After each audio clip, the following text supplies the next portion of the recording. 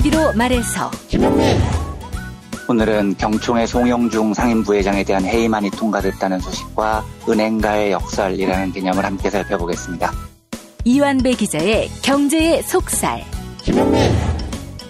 오늘은 베르나르 베르베르의 상상력 사전 소개해드리겠습니다.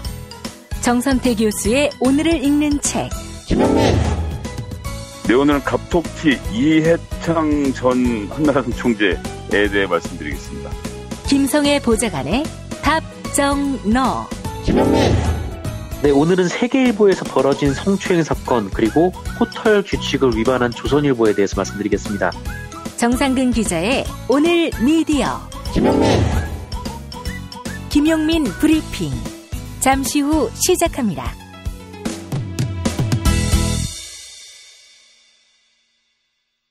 경연은 수령 김용민 동지께서는 그동안 초콜릿 맛 설탕에 익숙해진 남조선 인민들을 위하여 프랑스 발로나사의 고품격 다크 초콜릿에 아무런 합성 첨가물 없이 오직 국내산 생크림만을 추가해 입안에서 사르르 녹아내리는 카카오 솔티의 생초콜릿 판매를 허락하시었다.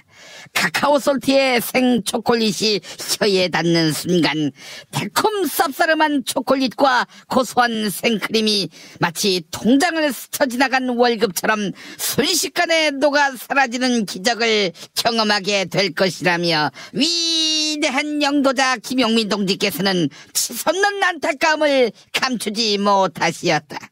너무 맛있어서 한번 먹으면 반드시 또 먹게 될 카카오 솔트의 생초콜릿을 구매하는 방법은 김용민닷컴.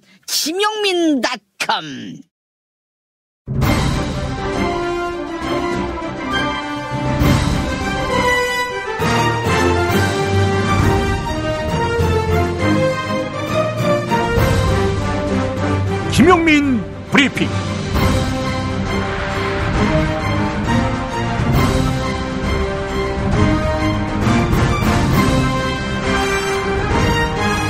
(2018년 7월 4일) 수요일입니다.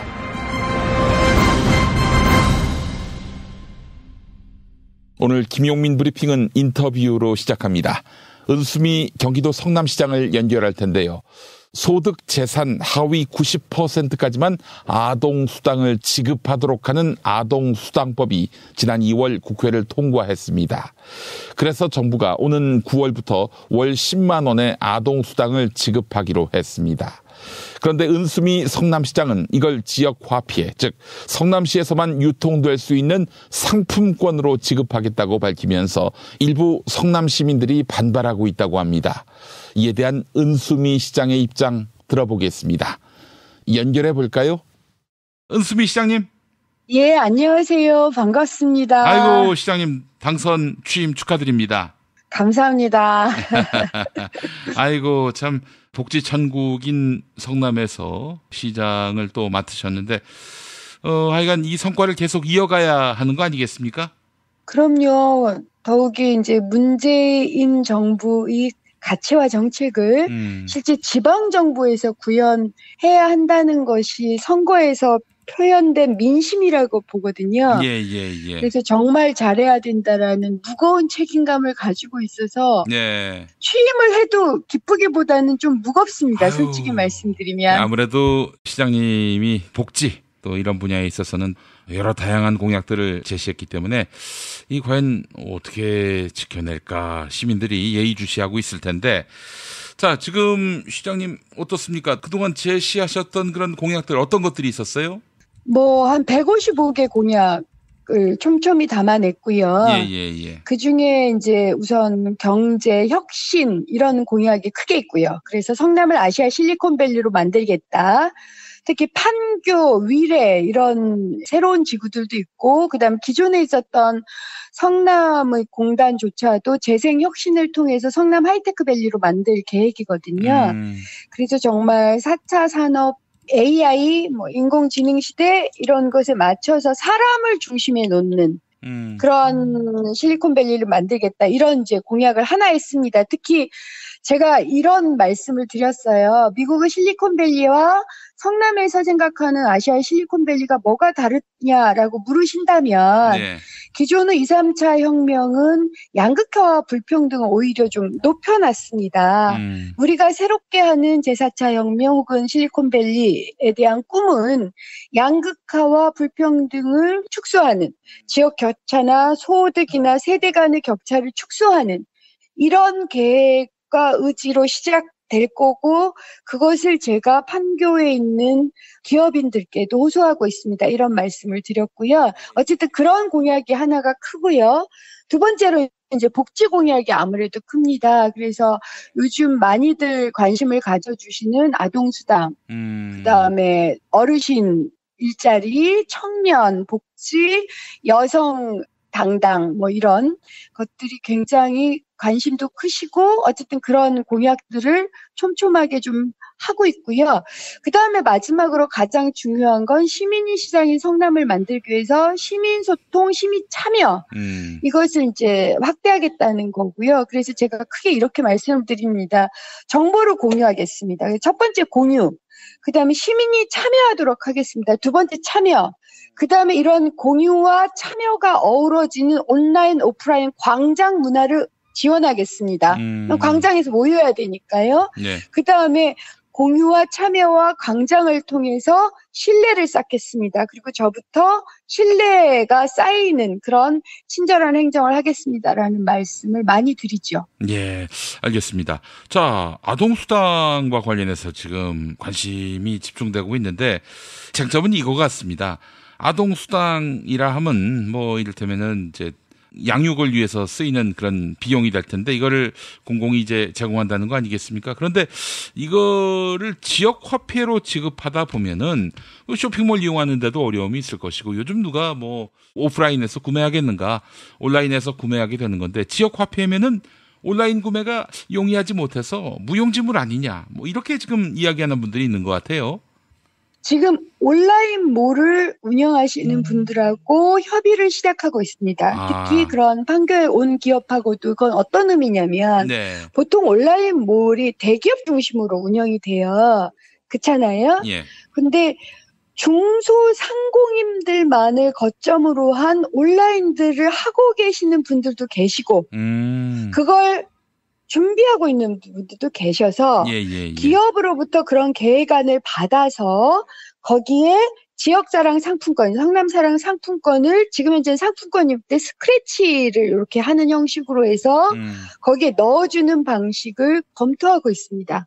불편함이 계실 것 같아서. 그러니까 그건 다른 말로 말씀드려서 제가 이 공약을 할 때 그리고 제가 청와대 여성가족비서관으로 있을 때 시행령으로 아동수당을 지역 상품권으로 줄 수 있다라는 시행령을 서로 협의하는 과정에서 이런 불편함을 알고 있었습니다만 그래서 이런 불편함을 최소화시키기 위한 만반의 준비를 지금 시작하고 하고 있습니다만 그래도 이것을 부모님들, 시민들과 소통하면서 해야 되겠다라고 생각한 몇 가지 계기가 있습니다. 그래서 그 말씀을 좀 드리고 싶어요.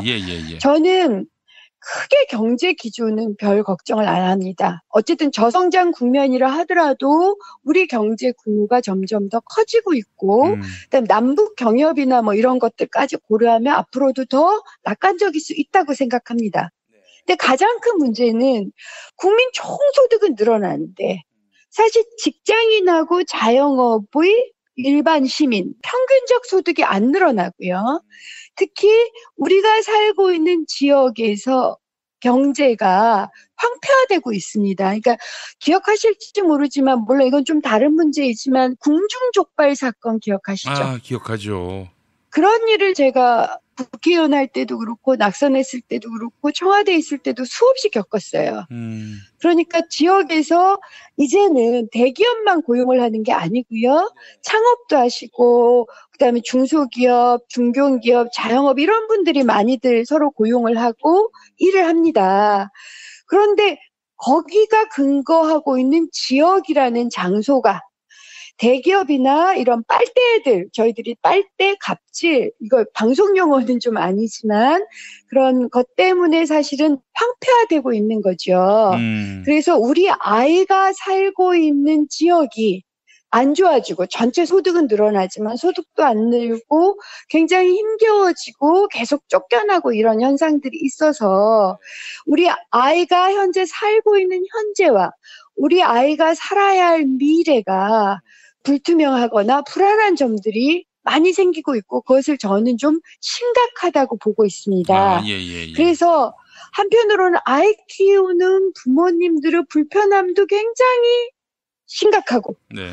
다른 한편으로는 그런 부모님과 아이들이 살고 있는 지역의 생존 문제도 굉장히 심각하고 그래서 이 둘 중에 하나를 선택할 수 있는 문제는 아니고 그러면 둘 다를 어떻게 우리가 같이 해결할 수 있을까? 그것이 예를 들어 대기업 물품 사지 말자 불매운동을 하거나 혹은 뭐 쫓겨나게 되면 나 못 쫓겨난다고 막 머리띠 메고 하거나 하는 것도 별 효과가 없잖아요. 근데 이제 지역화폐라는 것을 쓰게 되면 그래도 그중에 일부는 우리한테 남는 거죠.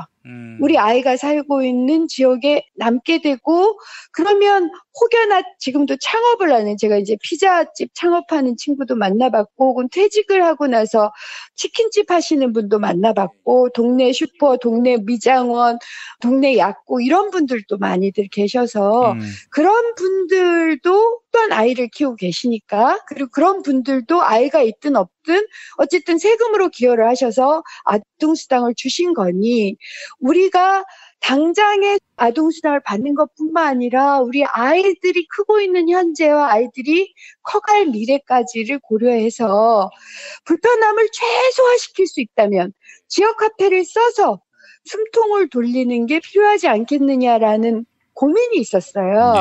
그래서 법을 제정할 때부터 상품권으로 지급할 수 있다는 시행령을 두었고요. 물론 복지부하고도 협의를 해야 되고 시민들하고 소통을 해야 됩니다. 하지만 그걸 최선을 다해서 해보는 것이 저는 우리 모든 시민과 우리 아이들을 위해서 필요한 행동이다라고 생각을 하고 있고 그것을 위해서 최대한 지원하겠다라는 의지가 있습니다. 그러니까 불편함을 모르는 것도 아니고 생존의 어려움을 모르는 것도 아닌 시정을 하는 입장에서 그 고민을 청와대 때서부터 했었어요. 그리고 그 당시 이제 검토를 할 때 그러면 아동수당을 아예 전국적으로 다 상품권으로 지급하는 건 어떻겠느냐라는 안도 있었습니다. 근데 그 안은 제가 좀 반대를 했어요. 왜냐하면 그러려면 아동수당 지급 일시를 한 1년에서 1년 6개월 정도 연기를 해야 돼요. 모두가 하려면 그건 아니다라고 생각했어요. 왜냐하면 필요하신 분들도 계실 터이니까. 그래서 할 수 있는 것부터 좀 시작을 하자라고 생각을 했고요.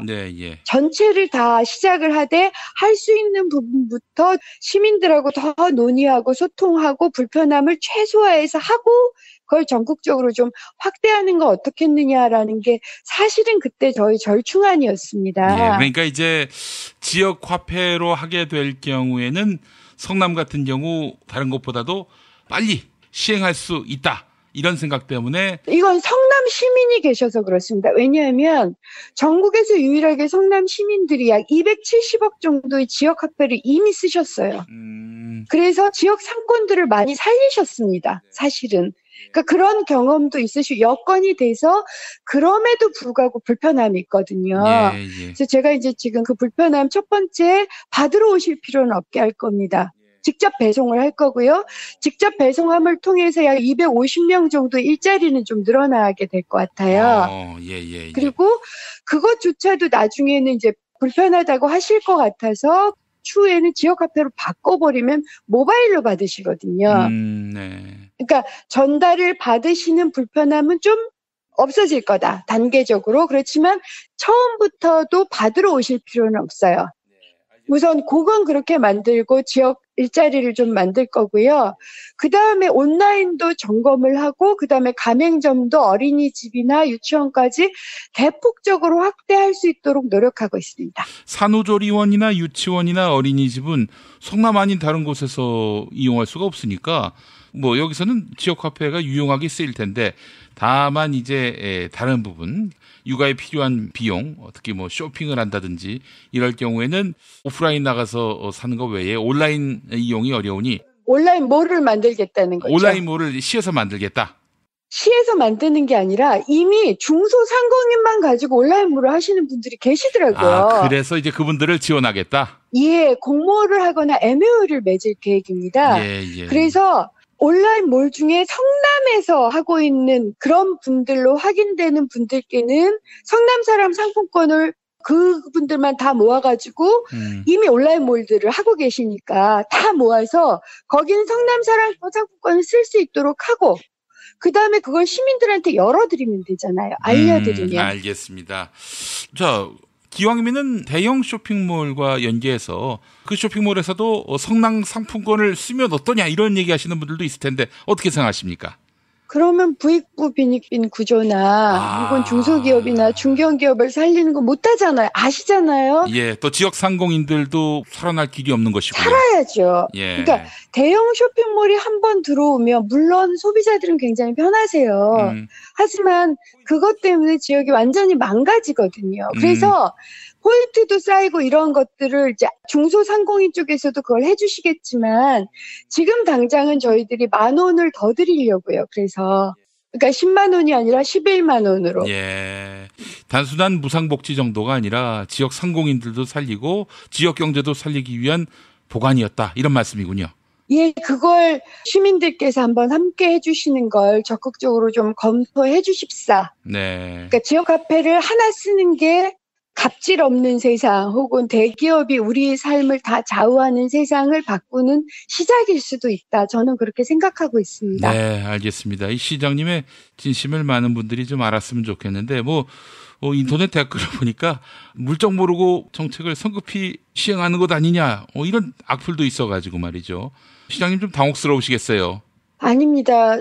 청와대에 있을 때 8개월 정도를 실제로 고민하고 정말 여러 가지를 점검했고 물론 그때는 제가 성남시장에 나올 거라고 상상도 못했어요. 아, 예. 그래서 제가 이제 그 정책을 할 때 전체 지자체 중에서 이런 고향사랑 상품권 같은 걸 발매한 지자체가 몇 개 있는가 확인했고요. 58개 있습니다. 예. 그다음에 그중에 실제로 100억 이상 한 경험이 있는 지자체는 제가 알기로는 2곳밖에 없어요.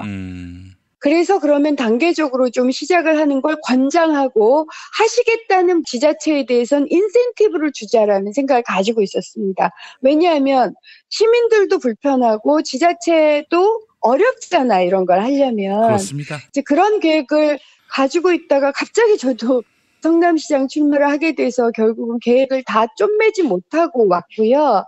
여기 이제 아예 그럼 지방정부에 들어와서 그 계획을 추진을 하자라는 생각을 가지고 있어서 아주 이례적으로 무리하게 하고 있는 건 아닙니다. 예, 알겠습니다. 시장님 서둘러서 빨리 쇼핑몰 구축하시고 지역 주민들 어려움 없도록 하셔야겠네요.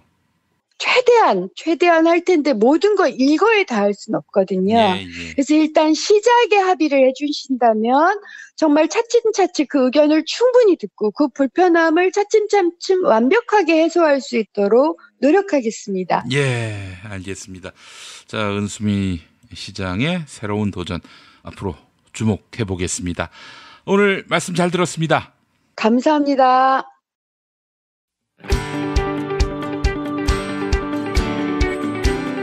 올해 5번째를 만난 미래의 기회 2018 특강 선대인 경제무소가 7월 14일, 15일 이틀간 진행합니다. 1400만 영화 신과 함께의 제작자는 어떻게 빅데이터 기술을 활용해 흥행몰이에 성공했을까요? 전세계 1위 흥행게임 배틀그라운드를 만든 사람들은 어떤 자질을 가졌을까요? 미래의 유망한 바이오 제약 기업들은 무엇이며 남북 정상회담이 열어준 북한의 경제적 기회는 무엇일까요? 다른 곳에서 결코 들을 수 없는 가성비 최고의 특강 놓치면 손해입니다. 문의 전화 070-7584-2050. 아이고 무릎이야. 주사도 맞고 무릎 보호대도 이것저것 써봤는데 효과가 없네. 무릎펜 몰라? 무릎펜? 무릎펜이라고 이번에 새로 나온 무릎 관절 보호대야. 우리 부모님도 무릎펜 사용하시고 운동하는 재미에 푹 빠지셨어. 어디서 살 수 있어? 네이버에서 무릎펜을 검색 후 쇼핑몰에서 구매하시고 상담은 010-2255-4489 최 과장을 찾아주세요. 골반 잡자 바로 잡자 바디로직, 허리 통증 바로 잡자 바디로직, 몸매 교정 바로 잡자 바디로직, 자세가 좋아지는 골반 교정 타이즈 바디로직. 검색창에 골반 교정 바디로직. 삐딱한 남성 골반 허리에도 역시 바디로직입니다. 바디로직의 효과를 못 느끼셨다면 100% 환불해드립니다. 자세한 환불 조건은 홈페이지를 참조하세요.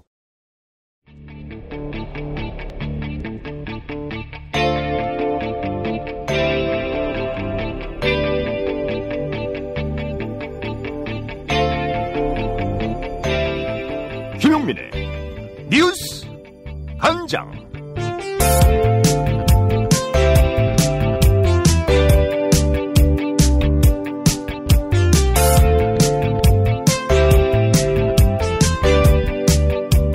박근혜 정부 시절 국군 기무사령부가 세월호 참사 희생자 가족들을 조직적으로 사찰한 내용의 문건이 발견됐지요.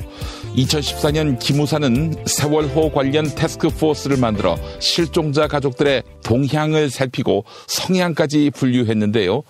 국회 국방위원회 간사였던 더불어민주당 이철희 의원은 당시 박근혜 정부 청와대에 지시가 있었을 것이다. 국방부 검찰단과 검찰의 공조로 수사가 진행될 예정이다. 이렇게 내다보았습니다. YTN 라디오 이동형의 뉴스 정면 승부에 출연한 이철희 더불어민주당 의원의 발언 들어보시죠.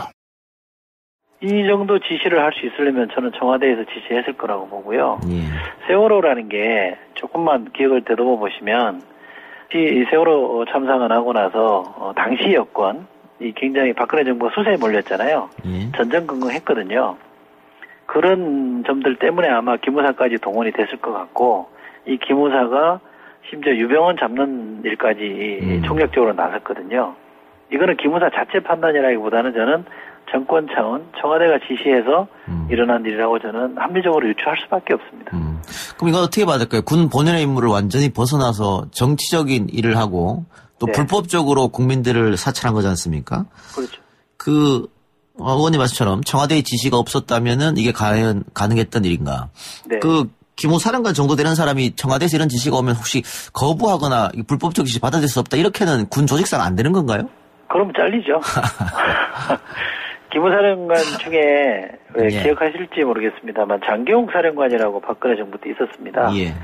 그분이 왜 군 인사를 당시 김관진 장관이 전횡을 한다는 보고서를 청와대에 냈다가 이 사령관이 잘렸거든요. 공공연한 사실입니다.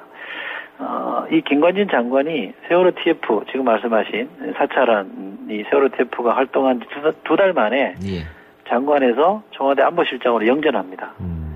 무관한 걸까요? 또 이 TF장을 맡았던 참모장도 이른바 MB정부 때 청와대 근무한 경험도 있고요.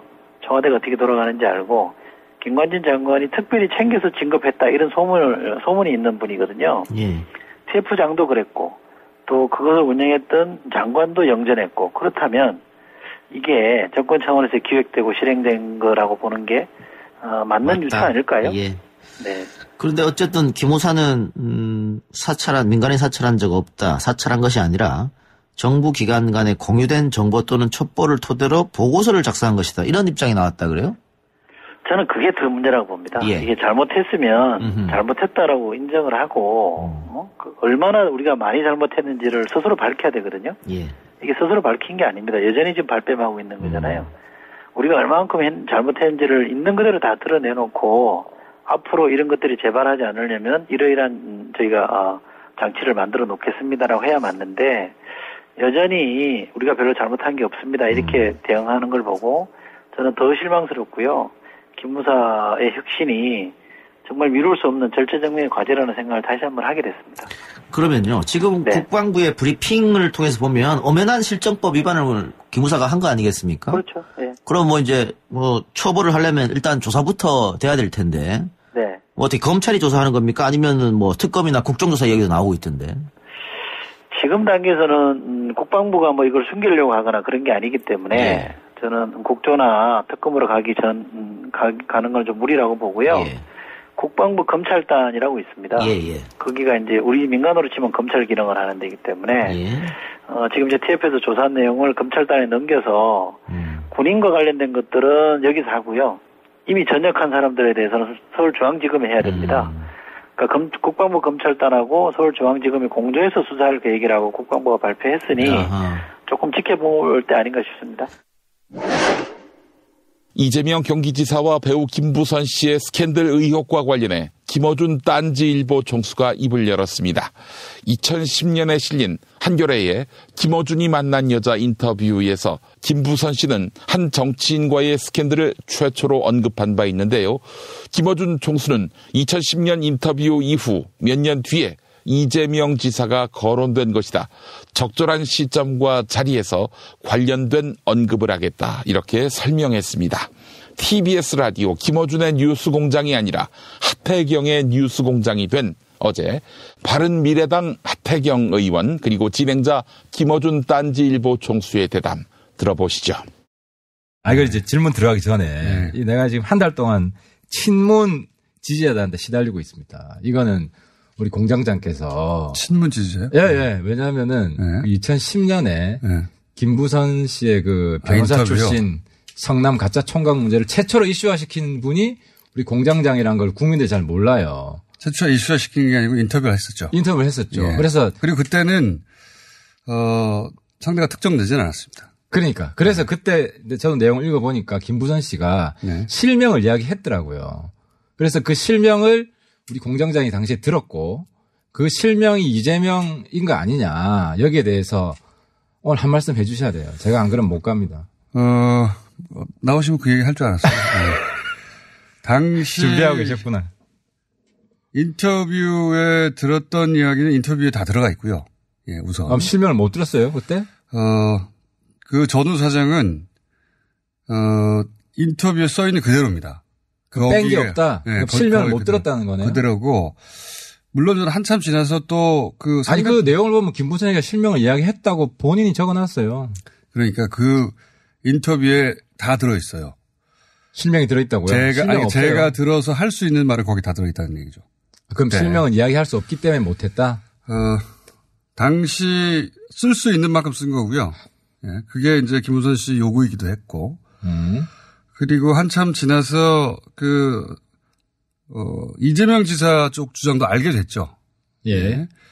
그러면, 양쪽의 주장을 다 듣고 난 이후에 제 판단은 뭐예요? 왜냐하면 사실 제가 제3자로서 뭐 현장을 목격하거나 그런 건 아니니까 제 판단이 있을 수 있지 않습니까?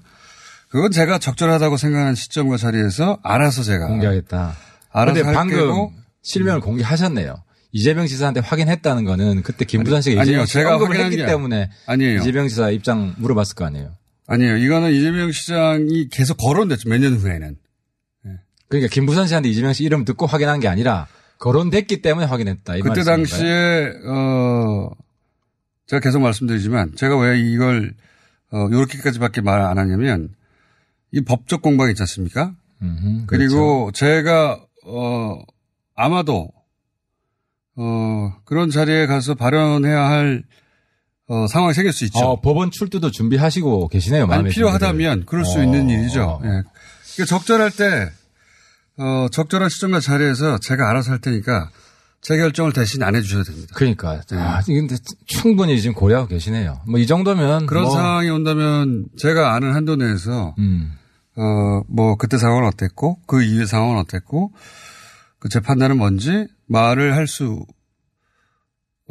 해야 하는 상황과 자리에서 시점에서 얘기를 하겠습니다. 공장장의 준비된 답변이었습니다.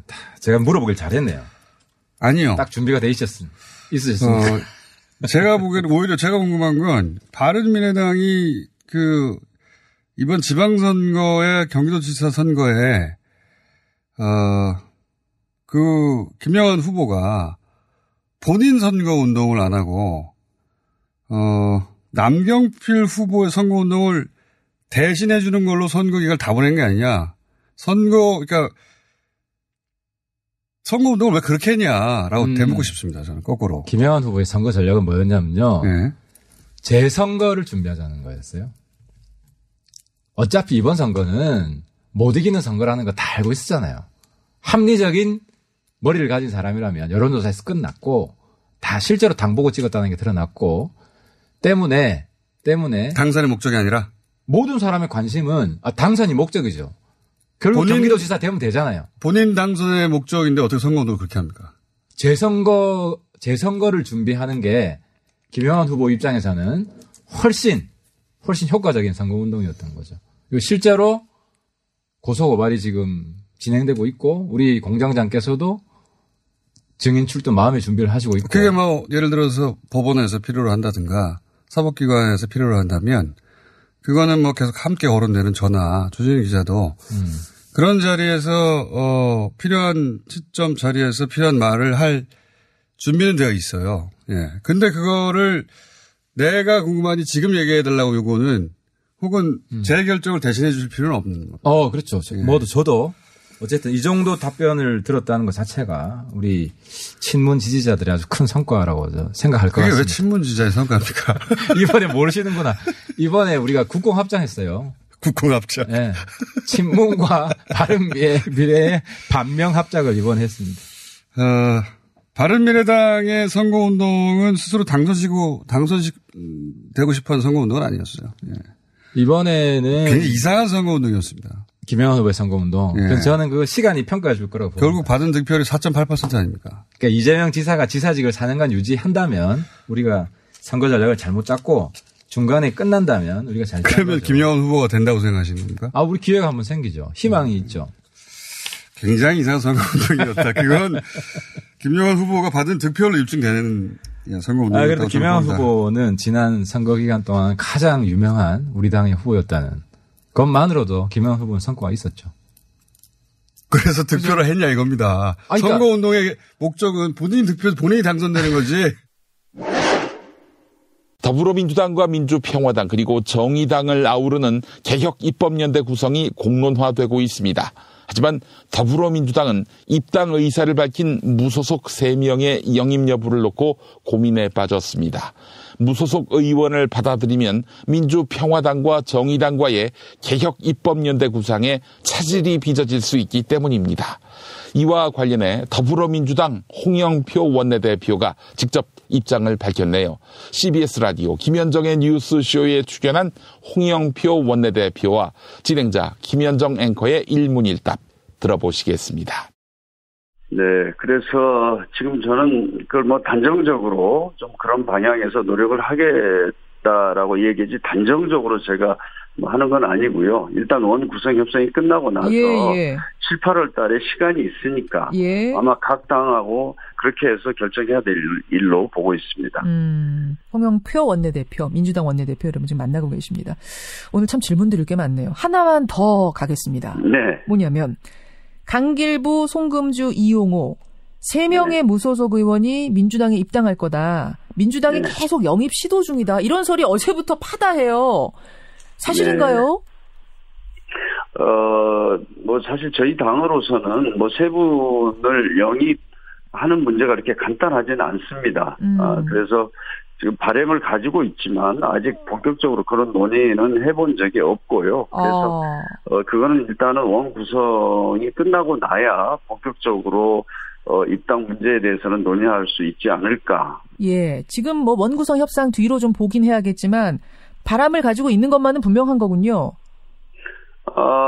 또 그분들도 저희 당하고 함께 하기를 바라고 있습니다. 그래서 좀 그런 의사를 가지고 있는 것으로 저는 알고 있습니다만은 아직 저희 당에서도 지금 방침을 정하지 못했고 저희가 어떻게 보면 또 원구성을 앞두고 몇 석을 늘려서 하면 또 저는 전체적으로 또 복잡한 문제도 발생할 수가 있습니다. 그래서 좀 순리대로 좀 원구성은 하자. 저는 이런 취지로 사실 알겠습니다. 그렇게 말씀드리는 겁니다. 예. 바람을 가지고 있지만 어쨌든 공식적인 논의는 원구성 협상 뒤로. 근데 자유한국당 탈당한 강길부 의원은 이렇게 말씀하셨어요. 민주당 쪽에 입당 의사를 전했고 조치를 기다리는 중이다. 네네. 사실 맞습니다. 네. 그분들이 그 입당 의사를 강길부, 손금주, 이용호 의원 다 전하긴 전한 거예요? 네네, 그렇습니다. 그렇군요. 근데 강길부 의원 같은 경우에는 자유한국당 출신이란 점 때문에 당원들 중에는 좀 거부감을 느끼는 분들도 계시고, 또 어떤 분은 철새 이미지 너무 강하지 않느냐, 또 받아줘야 되느냐, 뭐 이런 분들도 계세요. 네. 아무튼 그런 문제들이 있기 때문에 저희들이 신중하게 또 판단을 해야 된다고 봅니다. 개인적으로는 어떻게 보십니까? 저는 집권 여당으로서 국정과제를 추진하기 위해서는 안정적인 다수를 확보하는 것이 저희들 절대적으로 필요하다고 봅니다.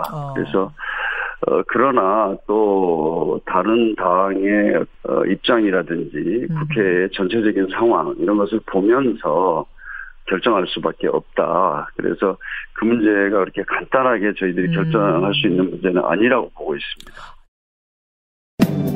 진실은 반드시 밝혀진다고. 무엇이 진실입니까? 대통령이라고 하는 지위를 진실을 밝히지 않는 데에 역이용해서. 김보영 아나운서가 함께합니다. 아프니까 팩트다. 안녕하세요. 아프니까 팩트다 김보영입니다. 지난 러시아 순방 이후 몸살 감기에 걸린 문재인 대통령이 건강을 회복하고 8일 만에 공식 석상에 나섰죠. 지난 월요일 청와대 수석 보좌관 회의에서 있었던 문재인 대통령의 모두 발언 들어보시죠. 어제부터 노동시간 단축이 시작이 되었습니다.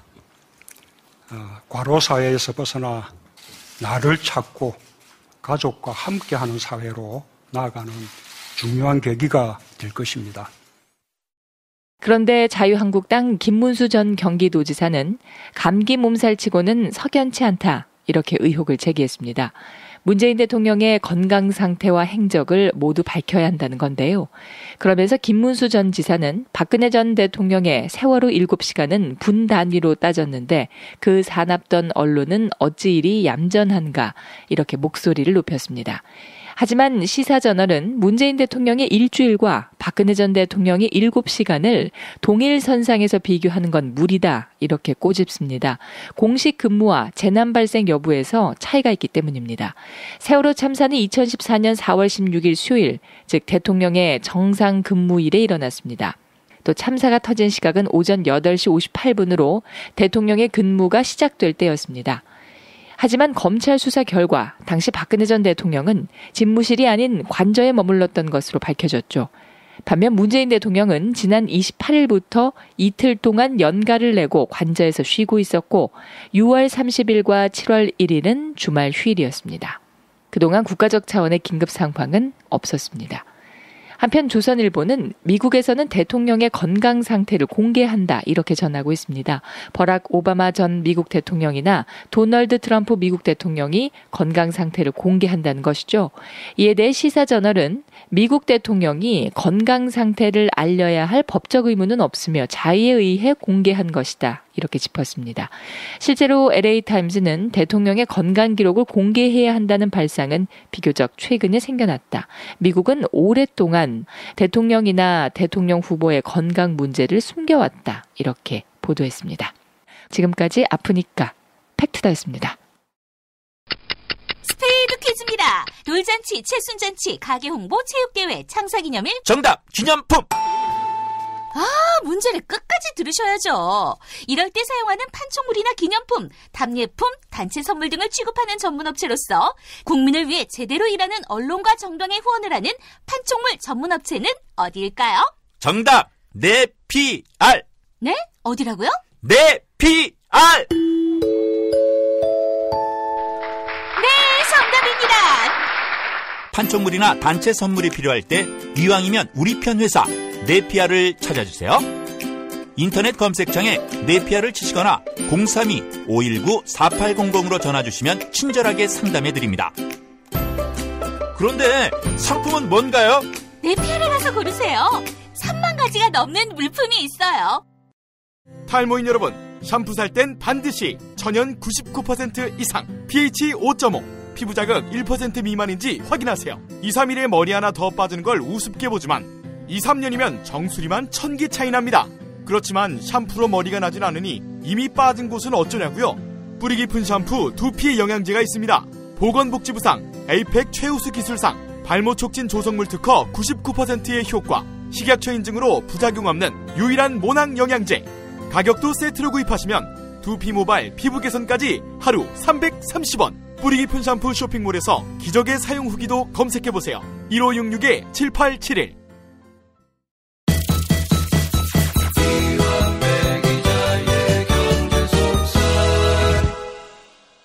탈모는 막아주고 빠진 머리는 다시 나게 하는 18,000원짜리 뿌리 깊은 샴푸 두피 영양제. 네, 돈 많이 들고 효과 없다.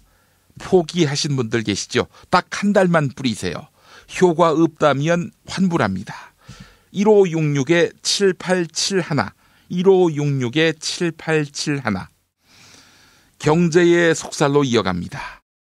민중의 소리 이완배 기자 함께하겠습니다. 이완배 기자님. 네, 안녕하십니까? 예. 자, 경총의 송영종 부회장 이야기 해주셨는데 이 양반이 결국 잘렸어요? 네, 해임이 됐습니다. 어제 아침 일찍 한 7시 50분경부터 경총총회가 열렸는데 예. 1시간 정도 회의가 진행되고 결국은 해임안이 통과가 됐습니다. 제가 어제 좀 길게 말씀드렸지만 어제 전해드렸던 대로 이 송영종 부회장이 친노동자 성향의 부회장이다. 혹은 현 정권 또는 민주당의 낙하산이었다라는 공격을 받았었죠. 근데 이제 아니나 다를까 여러 언론들이 송 부회장이 해임된 직후에 이분이 낙하산임을 전제로 송 부회장과 정부 여당을 공격하기 시작했습니다. 예. 제가 조간까지는 못 받고 석간 문화일보 보도를 보니까 제목이 경제단체까지 정부가 통제, 예고된 코드 인사의 최후라는 제목으로 이 사건을 보도를 하고 있더라고요. 아이고, 역시 사용자의 주구인 문화일보답습니다. 아주 깨알 같은 놈들이죠. 근데 어제 자세히 말씀드려서 생략을 하겠지만 이게 낙하산일 확률은 거의 없는 겁니다. 진짜 낙하산 인사였으면 경총이 낙하산으로 내려온 송 부회장을 취임 3개월 만에 해임시킬 수가 없는 거죠. 예. 감히 청와대나 정부 여당이 꽂은 사람을 경총이 무슨 배짱으로 3개월 만에 해임을 시켰겠습니까?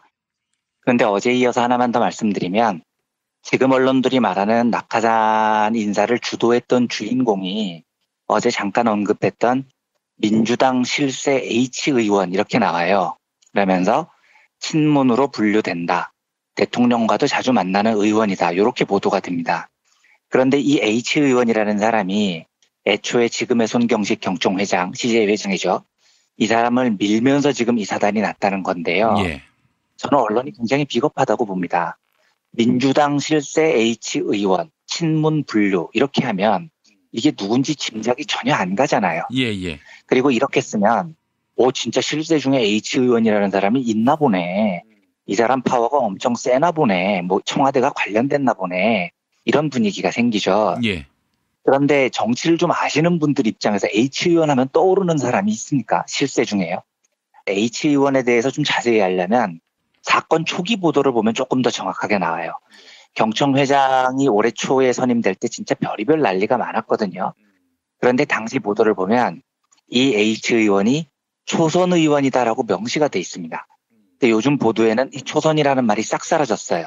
그러니까 자기들이 생각하기에도 초선이 경총 회장을 좌우한다? 이게 너무 웃긴 거죠. 예. 그런데 낙하산이라고 주장을 하고 싶고 그러니까 초선이라는 글자를 싹 빼고 요즘 보도를 하고 있어요. 예.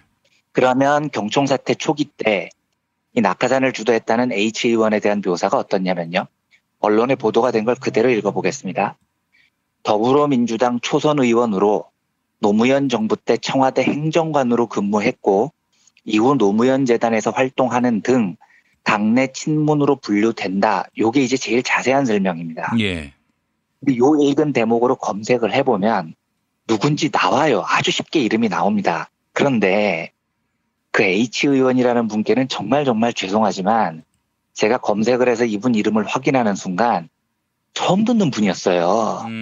나이도 상당히 젊은 분입니다. 예. 그런데 그 젊은 초선 의원이 3선, 4선도 아니고요. 그 사람이 경총 회장을 좌우한다? 이게 진짜 웃기는 이야기인 거죠. 아하. 그래서 제가 해석하는 이번 경총 사태의 본질은 돈 문제입니다. 14년 동안 어제도 말씀드렸듯이 경총 상근 부회장으로 있었으면서 비자금 조성 의혹을 받고 있는 김영배 부회장이라는 사람이 경총 사무국 주요 요직을 전부 자기가 나온 중앙대 동문들로 채우고 이 사람들에게 경력금을 준다면서 매년 몇억 원씩 경총 사업비를 현금으로 빼서 이 사람들에게 줬다는 거예요. 근데 일단 경력금을 현금으로 지급한다. 여기서부터 말이 되질 않습니다. 예. 요즘 어떤 회사에서 직원들에게 경력금을 현금으로 줍니까? 요즘은 회계에 대한 처리가 굉장히 엄격하기 때문에 현금으로 문방구 물품을 하나 사도요. 영수증이 있어야 비용 처리가 돼요. 영수증이 없으면 현금으로 비자금 만들고 삥땅 칠 확률이 너무 높잖아요. 그렇죠. 그런데 경총이라는 거대 단체가 몇 년째 매년 몇억 원씩 직원들에게 현금으로 경력금을 줬다는 거예요. 그러니까 여기서부터 구린 냄새가 펄펄 나는 거죠. 게다가 그 현금으로 경력금을 받았다는 사람들 중에 상당수가 그 왕국을 건설했다는 김영배 부회장의 중앙대 후배들입니다. 김영배 씨는 검색을 해보면 자랑스러운 중앙인 이래서 중앙대 신문에도 대서특필되고 하여간 그 바닥에서는 중앙대를 상징하는 인물로 꼽히더라고요. 그런 사람이 자기 후배들을 경총 요직에 다 꽂고 그 후배들에게 선의로 현금으로 경력금을 줬다? 이게 저는 안 믿어지는 겁니다. 선의로 돈을 주려면 계좌이체를 해야죠. 그리고 경력금이라는 건 어떤 법인에서도 노동자들한테 줄 때 일단 세금을 원천 징수하고 줘야 되는 거예요. 예. 그런데 그걸 현금으로 주면 세금도 제대로 안 냈다는 이야기죠. 그러면 이제 추정을 해봐야 됩니다. 그 후배들이, 중앙대 후배들이 그 경력금을 전부 다 가졌겠느냐. 제 추정은 일부는 직원들에게 돌아가기도 했겠지만 나머지는 그 눈먼 돈이니까 선배들 중에 누가 삥땅 치고 뭐 이렇게 나눠 가졌을 확률이 훨씬 높아 보여요. 제 눈에는요. 예. 그런데 이걸 이번에 해임된 송영중 부회장이 취임을 해보고 보니 너무 황당해서 이걸 발견한 다음에 경총에 문제 제기를 했습니다. 그랬더니 그때부터 경총 사무국에서 난리가 났어요. 송영중을 몰아내자, 송영중이 낙하산이다, 친노동자적이다. 요 돈 문제를 제기를 한 다음부터 나오기가 시작한 겁니다. 송영중 부회장이 진짜 낙하산이었느냐 아니냐 이건 송경식 경총 회장만이 알고 있는 문제입니다. 그래서 송경식 회장이 밝히세요. 자기가 이제 부회장을 잘랐으니까요. 그런데 송경식 회장은 어제 총회 끝나고 나오면서 이렇게 이야기를 합니다. 송 부회장은 내가 뽑은 사람인데 이렇게 돼서 가슴 아프다. 이렇게 이야기를 했다고 해요. 예. 자, 뭐 이 이야기는 어제부터 길게 드렸고 예상된 해임까지 갔으니까 여기까지 하고요. 제가 이번 사태를 보면서 한 가지 떠올랐던 생각을 추가로 말씀드리겠습니다. 경제학에는 은행가의 역설, 영어로 뱅커스 패러독스라는 개념이 있습니다. 이 개념은 사실 경제학에서 처음 출발한 게 아니고 진화심리학자인 존 투비라는 사람이 만든 말이에요. 그런데 나중에는 경제학으로 상당히 확장이 돼서 유명해진 이론인데 이런 겁니다. 은행가가 돈을 빌려줘야 돼요. 그런데 실제로 은행이 빌려줄 수 있는 돈보다 은행에서 돈을 빌리려는 사람들이 훨씬 많죠.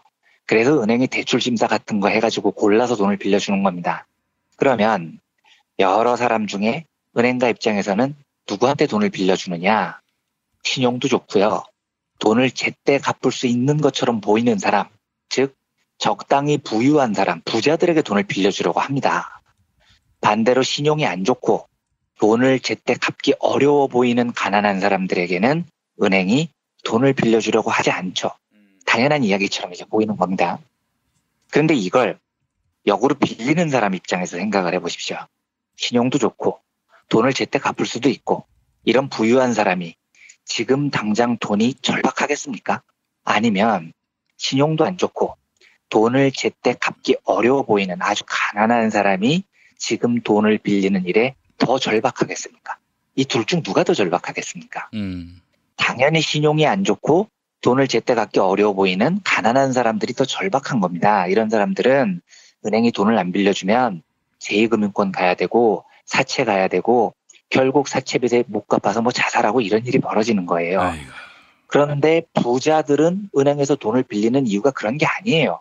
부동산 갭 투자 뭐 이런 거 하려고 하는 경우가 많죠. 은행이 안 빌려줘도 이런 사람들은 절대 안 굶어 죽는 사람들인 겁니다. 그런데도 은행은 부자들한테만 돈을 빌려줍니다. 돈을 갚을 수 있을 확률이 높다는 이유로요. 은행이라는 제도 자체가 돈이 남는 사람한테 예금을 받아서 돈이 필요한 사람한테 빌려주는 건데 실제로 이 제도를 운영을 해보면 돈이 정말 필요하고 절박한 사람은 은행으로부터 대출을 받지 못합니다. 그래서 은행이라는 도움의 손길이 꼭 필요로 하는 사람이 아니고요. 별로 그 도움이 꼭 절박하지도 않은 부자들한테 자꾸 도움이 간다는 겁니다. 이게 바로 은행가의 역설, 뱅커스 패러독스라는 개념이에요. 이 개념을 처음 만든 사람이 존 투비라는 진화심리학자라고 말씀을 드렸는데 예. 이 사람이 인류의 역사를 쭉 연구를 하다 보니까 인류는 생존을 위해서 늘 이런 역설을 만들고 산다는 겁니다. 인류가 유인원에서 이제 인류에 가깝게 진화하는 가장 결정적인 계기가 사회적 관계를 형성했다는 거거든요. 그러니까 모여 살면서요. 협동하고 의논하고 도움을 주고 이걸 사회, 소사이어티라고 부르는데 인류의 사회가 동물의 사회에 비해서 압도적으로 강해지면서 인류가 진화할 수 있었다는 겁니다. 그런데 인류가 사회를 만드는 순간에 그 구성원들 사이에서는 우정이라는 게 생겨요. 구성원 모두가 그 사회 안에서 자기하고 친구가 될 사람을 찾아 나갑니다. 네트워크를 만드는 거죠. 여기서부터 중요합니다. 만약에 인류가 사회를 만들고 자기를 도와줄 친구를 만들어 나가는 게 진화의 핵심 요소라면 그 구성원들은 누구하고 친구가 되고 싶어 할까요?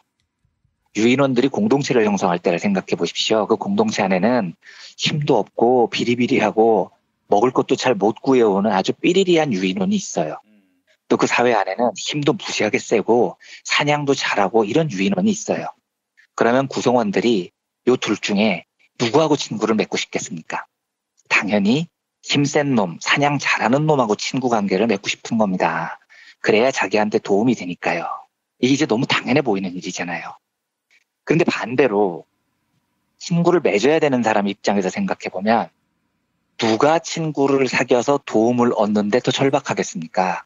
힘세고 사냥 잘하는 유인원이 친구들 도움이 더 절박하겠습니까? 아니면 힘도 없고 먹을 것도 잘 못 구하는 삐리리한 유인원이 친구들 도움이 더 절박하겠습니까?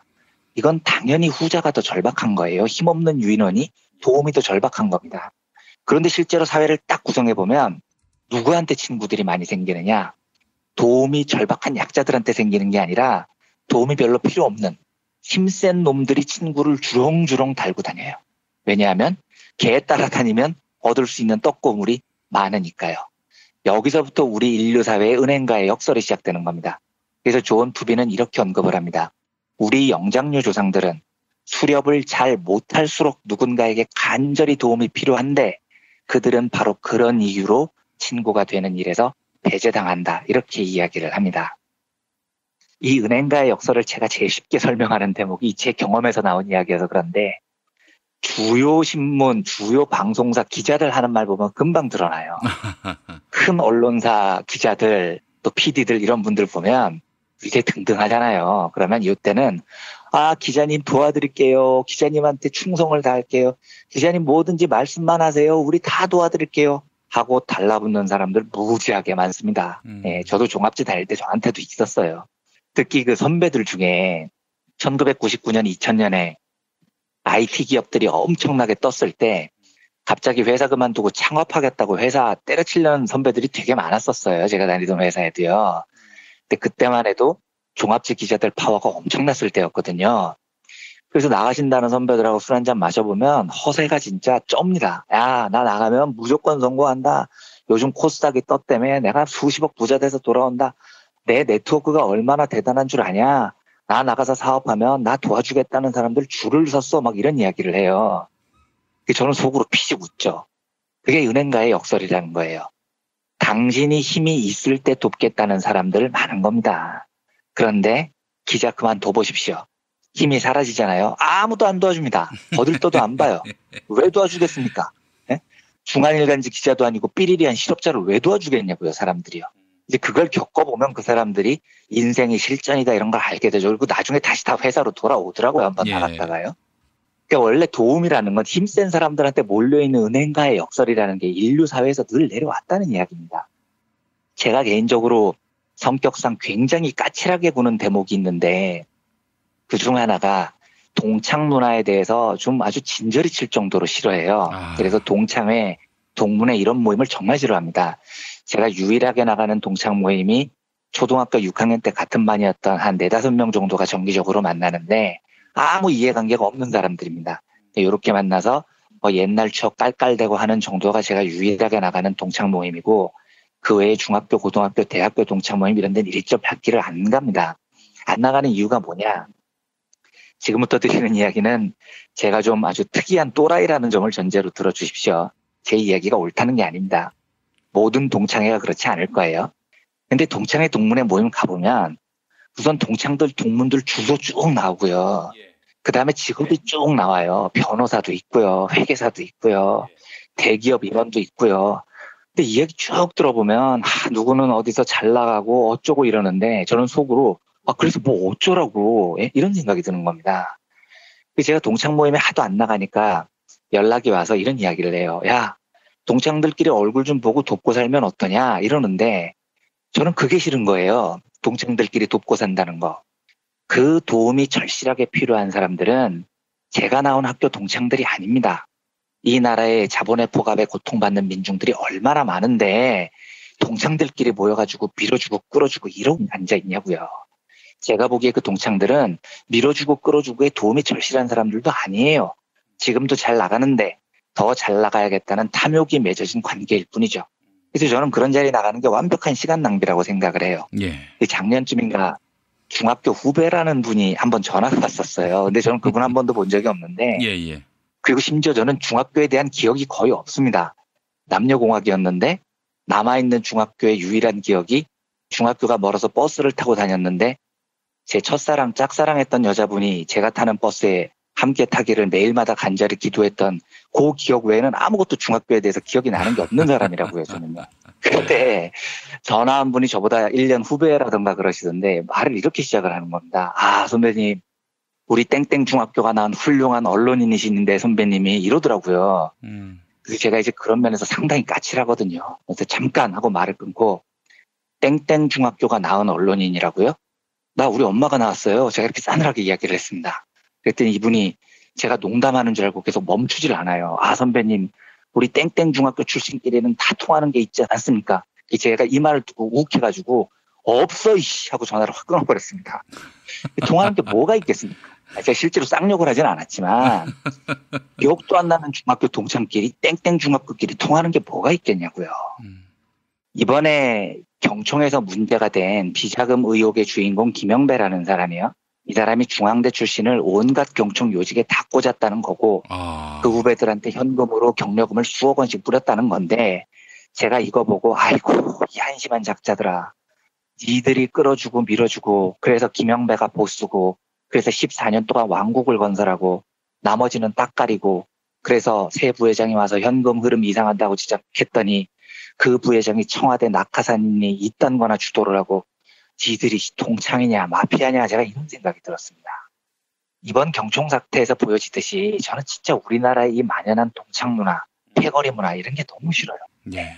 실제로 그 패거리 문화에서 오고 가는 도움의 총량을 돈으로 계산하면 얼마나 어마하겠습니까? 그리고 그 패거리 문화가 활성화된 곳이 대부분 좋은 대학 나온 놈들, 이 사회의 지도층들, 정말로 사회에 절박하지 않는 놈들끼리 모여서 더 잘 살겠다고 밀어주고 끌어주고 하는 경우가 대부분입니다. 정말로 그 도움을 절실하게 필요로 하는 민중들은 그 모임에서 소외돼 있다고요. 은행가의 역설 같은 겁니다. 제가 좀 흥분해서 말씀드렸는데 그렇다고 그 청취자 여러분들 중에 동창회 즐겨나가시는 분들 절대 나가지 말라는 이야기 아니고요. 제가 이런 면에서 조금 또라이적인 측면이 있어서 이런 말씀을 드린다면 아무튼 경총 사태의 한 축이 중앙대 동문들의 밀고 끌기라는 보도를 보고 제가 오래전부터 한번 말씀드리고 싶었던 은행가의 역설이 생각이 나서 오늘 이 이야기를 함께 소개해드렸습니다. 노동 친화적인 송영종 부회장이었다는 얘기도 있더만요. 솔직한 제 생각으로는 경총 부회장과 그렇게 썩 어울리는 분은 아닌 것 같아요. 그런데 어제도 말씀드렸듯이 이분을 경총 부회장으로 채용을 했었던 건 경총이 작년에 까불다가 크게 혼이 난 다음에 경총 스스로가 송경식 회장이 정부와 좀 친화적인 제스처를 취하려고 뽑은 분이 아닌가 싶습니다. 그런데 지금 와서 이분을 가지고 청와대 낙하산이다. 이건 확률이 제가 보기엔 너무 낮고요. 돈 문제 때문에 경총에서 저 발광을 하는 것으로 저는 그렇게 해석을 하고 있습니다. 알겠습니다. 아이고 감춘다고 감춰집니까? 언젠가 또 백일하에 드러날 날이 또 올 거라는 생각도 들고요. 우리 뭐 감추는 게 많다라는 자인과도 같은 송 부회장. 그러니까요. 구린 게 있으니까 지금 저 난리를 치는 거죠. 네, 셀프 빅엿이 될 것 같습니다. 네, 이완배 기자님 오늘 말씀 잘 들었습니다. 네, 감사합니다. 부모님의 생신 또는 기념일에 아주 특별한 선물을 준비하고 계십니까? 부모님의 소중한 일생을 되돌아볼 수 있는 기억의 책을 선물해보세요. 부모님의 어린 시절부터 젊은 시절 그리고 노년에 이르기까지 그 누구보다 치열하게 살아온 삶의 여정을 한눈에 모아볼 수 있도록 최고 100장까지 들어가는 사진첩과 더불어 기자들이 직접 인터뷰를 통해 작성하는 생애사까지 더해져 오직 부모님만을 주인공으로 하는 세상에 다시 없을 고품격 기억의 책을 10년 노하우로 특별 제작해드립니다. 200페이지 분량 12권에 2부까지 함께 드리는 구성으로 440만 원에 모십니다. 한평생 가족을 위해, 자녀를 위해 헌신해 오신 부모님. 아주 오래 기억에 남을 뜻깊은 선물. 지금 신청해 보시죠. 평범한 사람들의 아주 특별한 기록. 기억의 책 만민보. 문의전화 1877-1419 1877-1419 민중의 소리.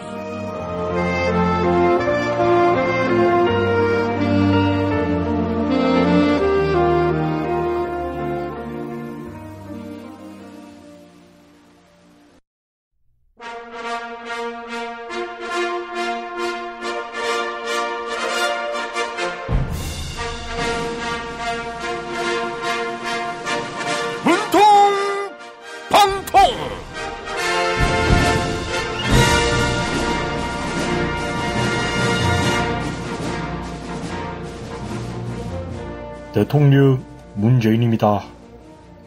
옛 서울 역사에서 3.1운동 및 대한민국 임시정부 수립 100주년 기념사업추진위원회 출범식을 열었습니다. 우리에게는 민주공화국 100년의 자랑스러운 역사가 있는 겁니다. 그런데 자유한국당은 자신들의 과거를 청산한다고 하네요. 김성태 자유한국당 대표 권한대행 원내대표의 편지 읽어볼게요. 문재인 대통령님, 김성태입니다. 한국당의 과거 구태를 깨끗이 청산하겠습니다.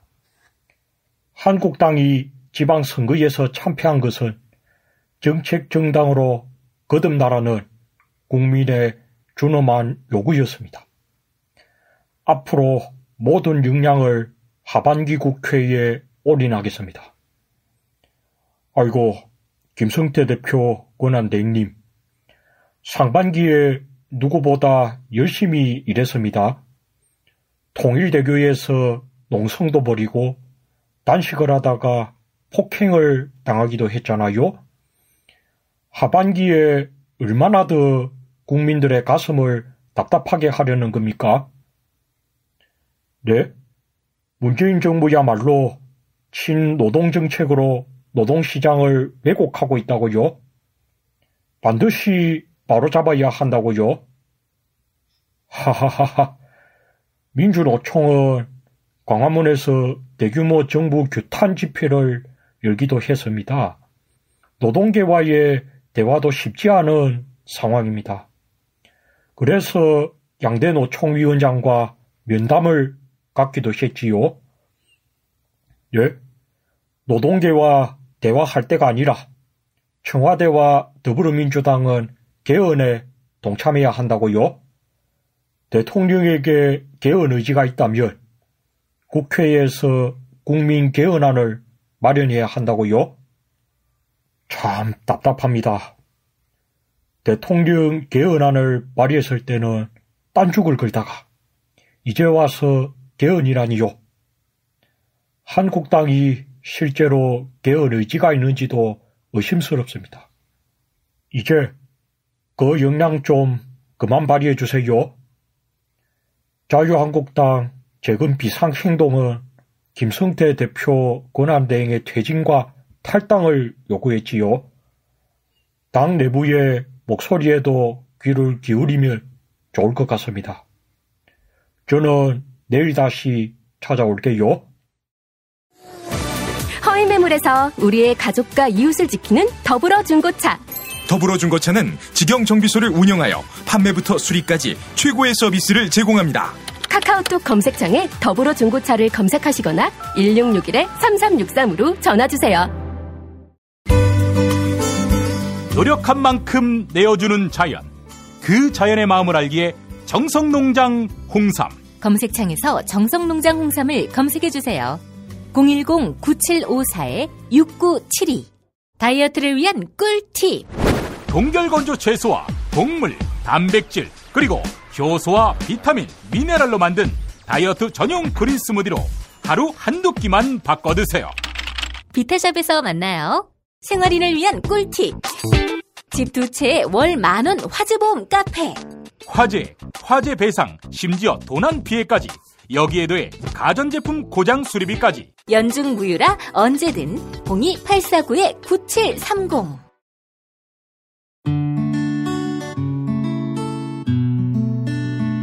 당신과 내가 좋은 나라에서 그 정의로운 나라 그곳에 산다면 난 그냥 좋아서 웃기만 할 거예요. 당신의 뉴스 보좌관 김용민 브리핑.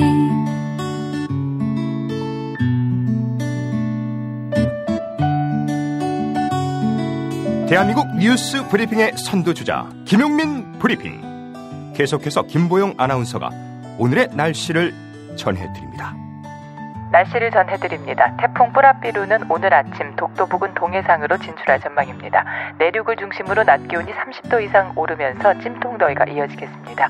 낮에는 곳곳에 소나기가 지나겠습니다. 아침 예상 기온 서울 23도, 대전 23도, 광주 23도, 대구 23도입니다. 낮 기온 서울, 춘천 31도, 전주도 31도, 부산 29도로 예상됩니다. 미세먼지 농도는 전국에서 보통 단계를 나타낼 전망입니다. 여기는 대한민국 브리핑 1번지 김용민 브리핑입니다.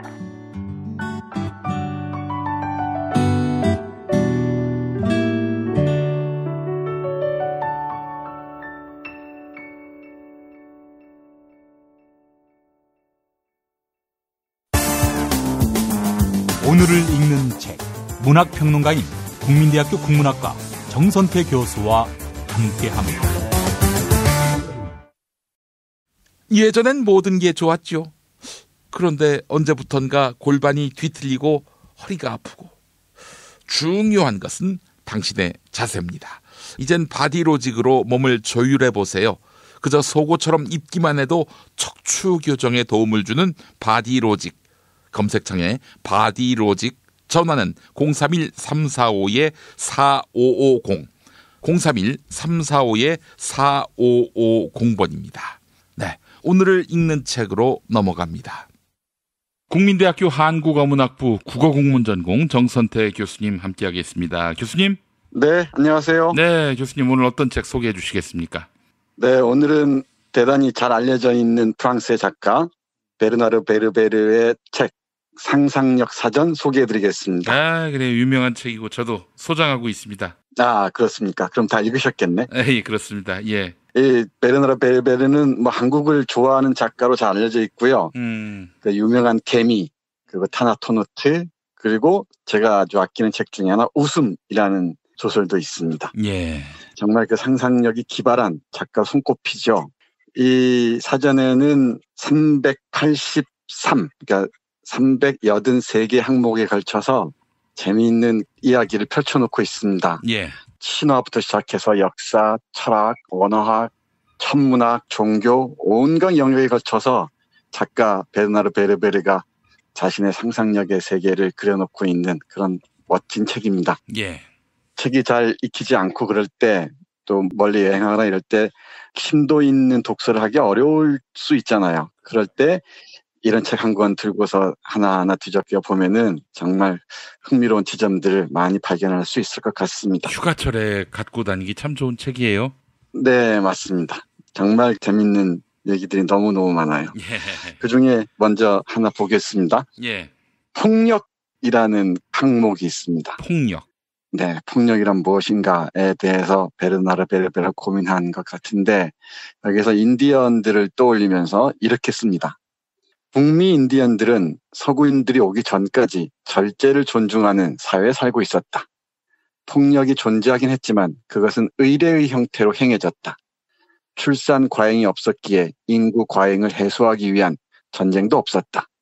부족의 내부에서 폭력은 고통이나 절망적인 상황에 맞서 자신의 용기를 증명하는 역할을 했다.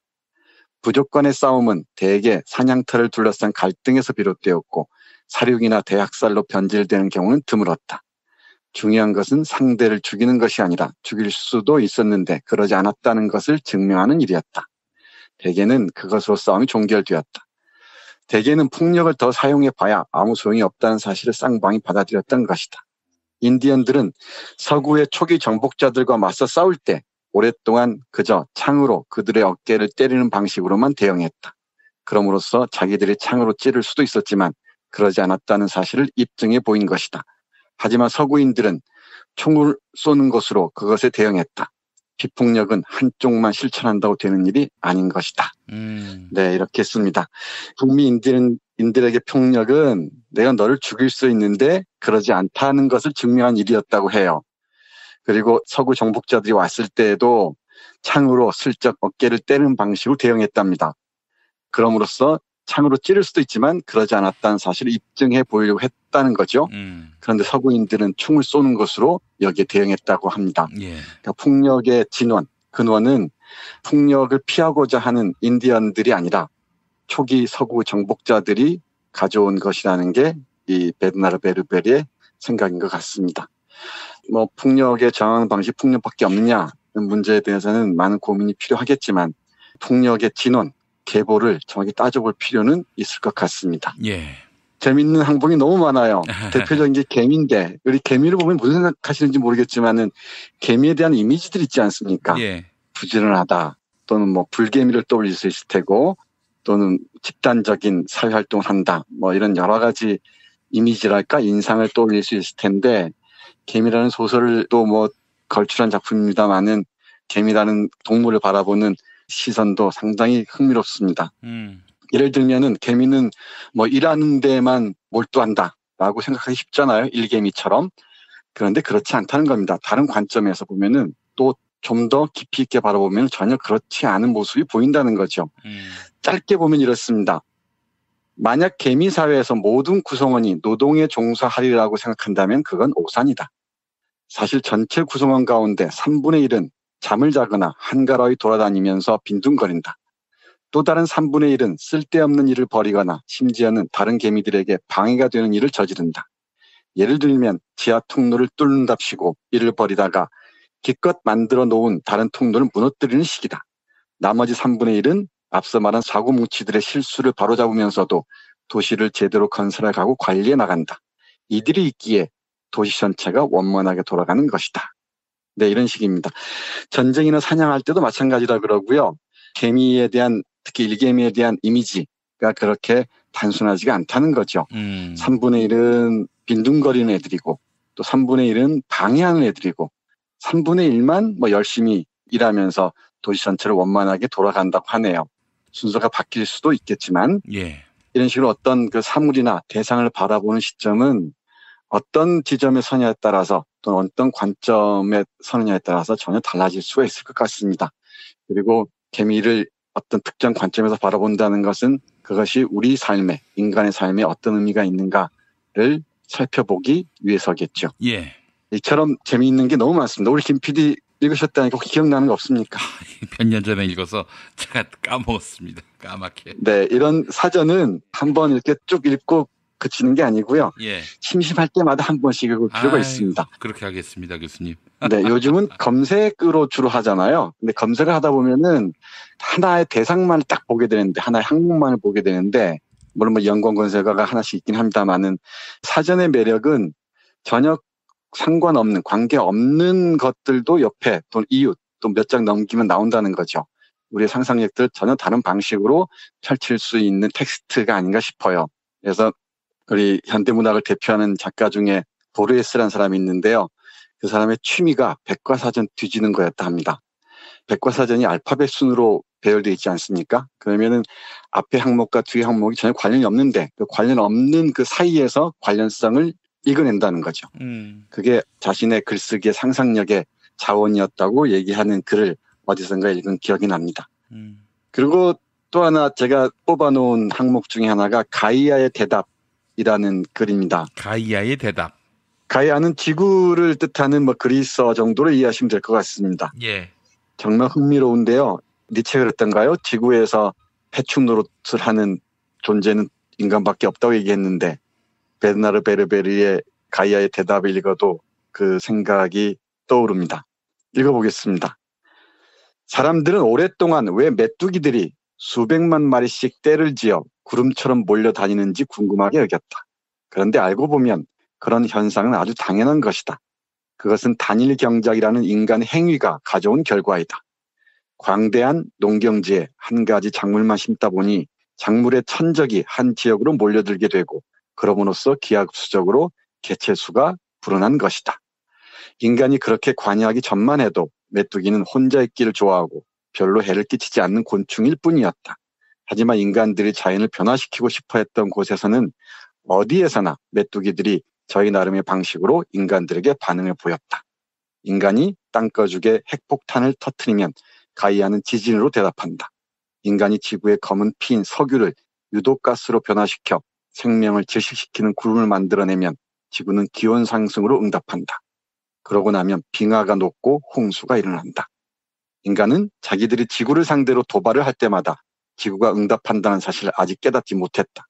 그래서 이른바 자연재해가 일어날 때마다 깜짝깜짝 놀란다. 하지만 인간이 자연재해라고 말하는 것들은 인간이 어머니인 지구와 대화를 하지 않음으로써 생겨난 인재일 뿐이다. 네, 훌륭하죠. 예. 이런 통찰력이 정말 빛납니다. 지구를 생각하면서 이런 상상을 하는 작가의 모습이 눈에 선합니다. 이 책을 읽다가 느낀 거는 나는 언제 베르나르 베르베르의 식견은 그렇다 치고 관점을 가질 수 있을까? 남다른 독특한 시선을 가질 수 있을까? 그런 생각을 해봤습니다. 네, 맞습니다. 정말 다양하고 이질적인 삶과 관계 맺기를 통해서 가능하지 않을까 저는 그런 생각을 하는데요. 우리 인간이 타자성의 화학적 구성물이라면은 이질적인 것들을 다 배제해버리고 난 다음에 남는 순수한 결정체가 감당할 수 있는 게 뭐가 있겠습니까? 그때는 상상력도 고갈돼 버리고 그 순수성 자체가 대단히 부정적인 방향으로 향할 수도 있다는 게 제 생각입니다. 하나 더 우리 김 PD와 관련해서 제가 김 PD에게 전해주려고 고른 항목입니다. 웃음입니다. 웃음, 예. 네, 얼마 전에 방송 들었더니 생일을 맞이해서 욕설을 그만두시겠다고요? 근데 욕설에 대해서 제가 좀 이따 말씀드릴 텐데 예. 큰 실언인 것 같습니다. 그렇습니까? 예. 네, 욕설의 문화적 맥락을 이해하시다 보면은 전혀 다른 차원에서 의미가 있습니다. 어떤 맥락에서 누가 바로 하느냐에 따라서 전혀 다르죠. 예. 그리고 이 욕설이 없이는 웃음으로 이어지기도 참 어렵습니다. 이른바 근엄한 사람들, 엄숙한 사람들의 교양 쩌는 얘기들이 정말 그 건조한 대화 연속일 때 그걸 파괴하는 게 유머, 웃음의 의미가 아니겠습니까? 그리고 그게 새로운 새로운 관계로 이어지는 하나의 거물못이 될 텐데 욕설을 그만두겠다는 얘기를 듣고선 이분이 어쩌시려고 이러나 하는 생각을 잠깐 했습니다. 아니 교수님 다른 것보다도 이 욕설이 우리 민중의 언어고 더러는 이제 사실은 저항의 수단이란 걸 모르지는 않는데요. 이제는 폭력이 될 수도 있겠다. 우리가 더 큰 거악에 맞서는 약자의 그 수단으로서는 유용하지만은 그렇지 않은 어떤 강자의 그 폭력이 될 수 있다라고 생각이 되니까 이제는 자제해야 되지 않겠는가 이런 생각이 들어서 또 어느 날 약자가 되면 또 그때 가서 다시 써야죠. 중요한 건 어떤 맥락에서 또는 어떤 포지션에서 얘기하느냐겠죠. 예. 그리고 또 그게 금방 말씀하신 말을 인용하자면 악의 세력들의 말도 안 되는 빌미를 제공할 수 있을 테고요. 충분히 그런 어려움은 이해할 수 있을 것 같습니다. 예. 여기 웃음이란 항목 잠깐 읽어보겠습니다. 예.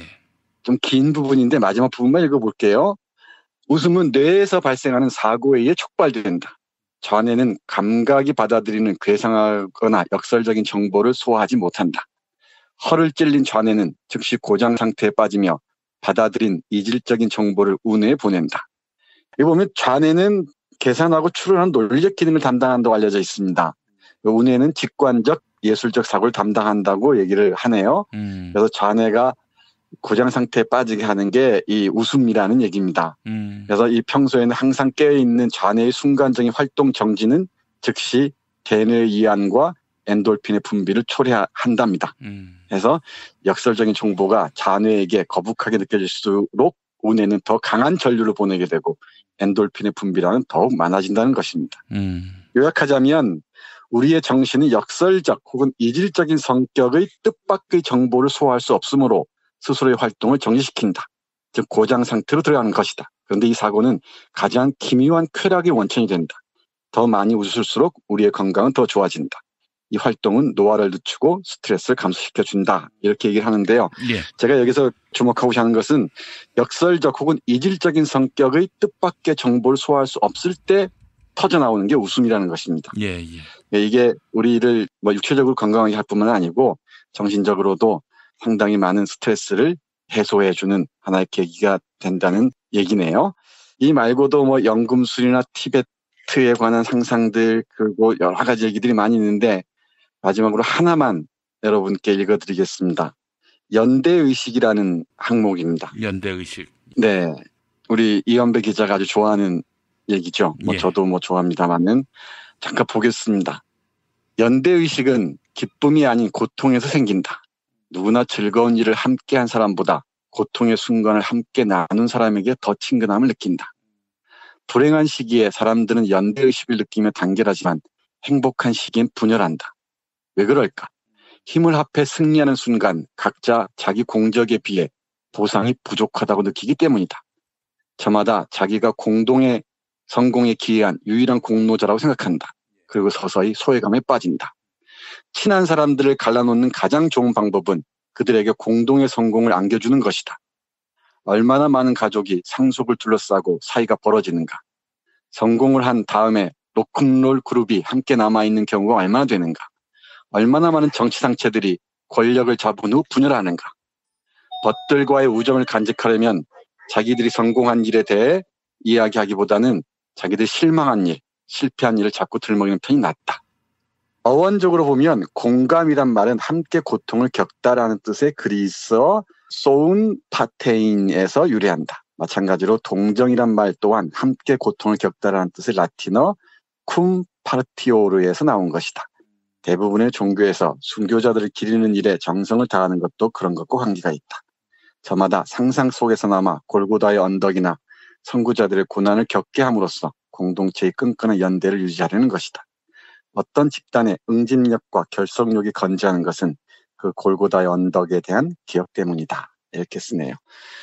네, 연대의식에 관한 상상이 한 자락을 펼쳐놓는데 충분히 동의할 수 있을 듯합니다. 성공한 다음에 다 분열해가는 정치 집단들, 로큰롤 그룹들 떠올리시면 될 것 같습니다. 그리고 이 가족이 상속을 둘러싸고 벌어지는 분란들 이런 것도 이런 연대의식이 어떤 지점이 놓여 있는가 잘 보여준 사례가 아닐까 싶어요. 연대의식은 기쁨이 아닌 고통의 순간 생겨난다는 것. 우리 정치 세력들 꼭 기억해야 될 것 같습니다. 한 번의 성공이 분열의 계기가 될 수 있다는 것.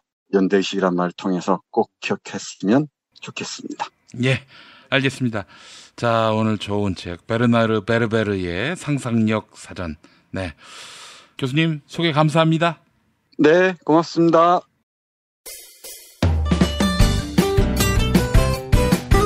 뉴스포렌메리로 계속됩니다. 김용민 트위터 계정에서는 매일 설문조사가 진행되고 있습니다. 성폭행 혐의를 받고 있는 안희정 전 충남도지사의 첫 공식 재판이 있었습니다.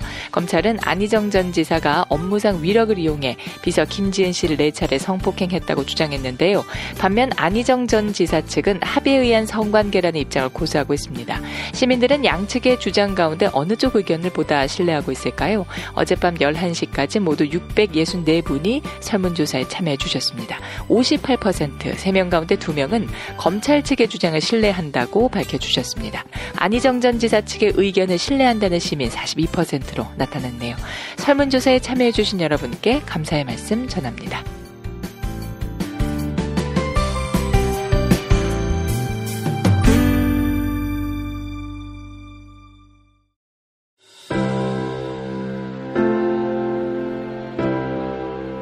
이전에 상상할 수도 없었던 새로운 국면이 조선 대지의 지축을 움직이고 있습니다. 이 민족의 역사가 제 궤도에 올라서서 달리게 시작한다고 하는 느낌이군요. 문익환이 가르쳤고 도울이 배웠던 학교, 한신대학교 신학대학원. 꿈을 현실로 살아간 선구자를 양성하는 한신신학은 촛불혁명과 한반도 종전선언 이후의 세상을 준비하고 있습니다. 한신신학을 통해 세계의 신학을 깊이 연구하고 더 나아가 시대의 예언자의 길을 걷고자 하는 모든 분들을 환영합니다. 이 새 시대는 문익환 씨의 힘으로 열리는 것이 아니라 바로 여기 모인 여러분들의 힘으로 열리는 거예요. 한신대학교 신학대학원 홈페이지나 02-2125-0108로 문의하실 수 있습니다.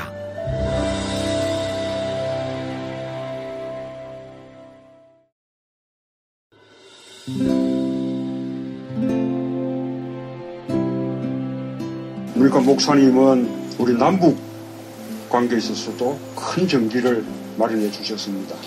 늦봄 문익환 목사 탄생 100주년. 민주화와 통일운동을 위해 11년 4개월간 옥고를 마다하지 않은 행동하는 양심. 오늘 우리가 누리고 있는 이 민주주의도 문익환 목사님 덕분이 아주 큽니다.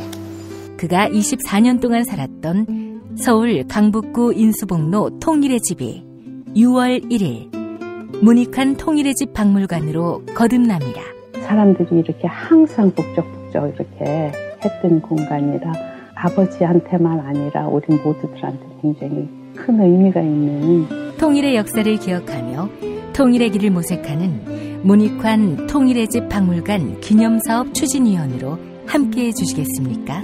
이건 단지 어떤 유가족들의 유산이 아니라 우리 시대가 가지고 있는 유산이기 때문에 자세한 안내는 포털 사이트에서 문익환 통일의 집을 입력해 주세요.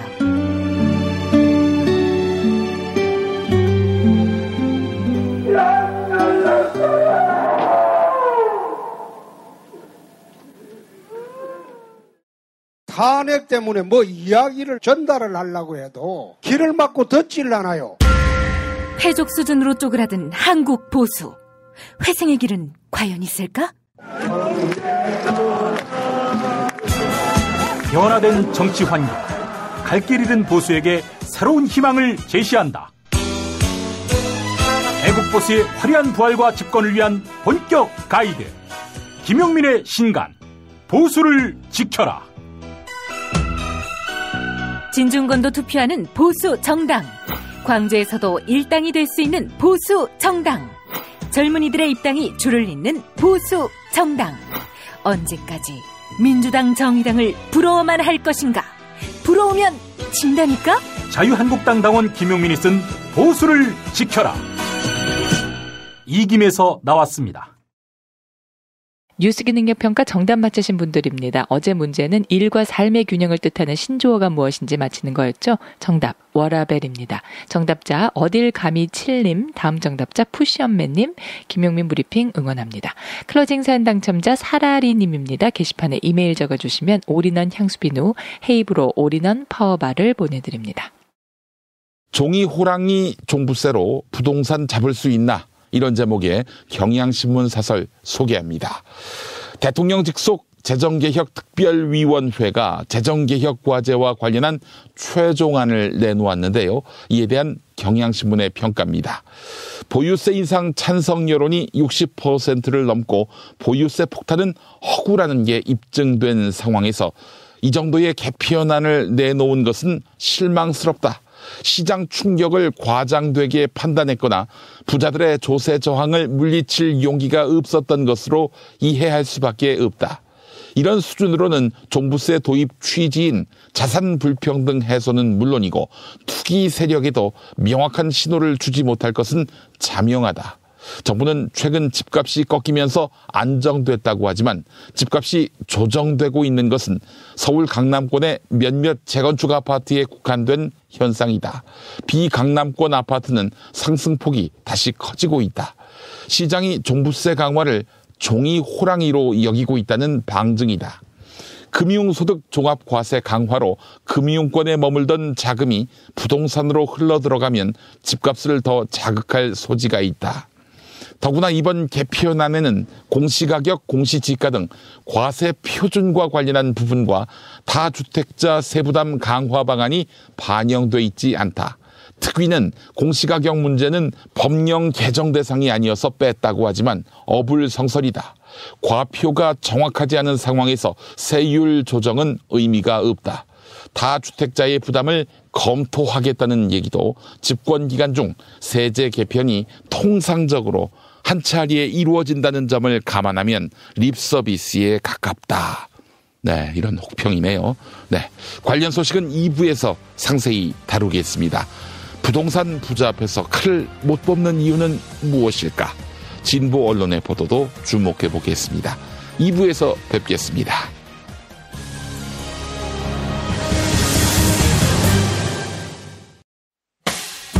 김용민 브리핑과 함께한 시간 어떠셨어요? 다음 시간에도 보다 바르고 알차며 즐거운 정보로 여러분을 찾아가겠습니다. 팟캐스트 포털 팟빵에서 다운로드하기, 구독하기, 별점 주기, 댓글 달기로 응원해주세요. 잊지 마세요. 다운로드하기, 구독하기, 별점 주기, 댓글 달기.